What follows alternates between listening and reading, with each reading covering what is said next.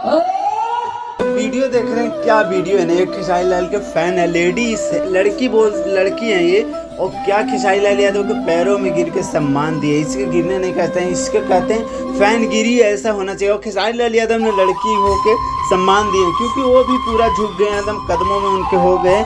और ऐसा वीडियो देखने के बाद नहीं, इमोशनल वीडियो, थोड़ा ऐसा वीडियो लगता है ना कि स्टार हमें भी भाव देते हैं, हमारे खिलाफ भी स्टार थोड़ा अब वो होते हैं कि हमें भी सम्मान मिले, हमें भी इज्जत मिले। जिस स्टार का फैन है हम लोग, वो सम्मान दे हमें भी प्यार से। देखिए खेसारी लाल यादव के पैरों में गिर गए, फिर भी खेसारी लाल यादव भी उनके पैरों में गिर गए, और दोनों के दोनों सेम टू सेम जैसे फैन ने को किए ने, वैसे खेसारी लाल यादव ने सम्मान दिया।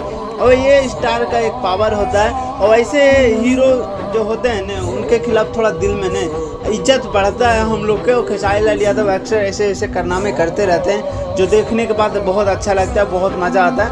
ये थोड़ा इमोशनल वीडियो है। मैंने शुरू देखा तो मैं आश्चर्यचकित हो गया कि ये कैसे हो गया।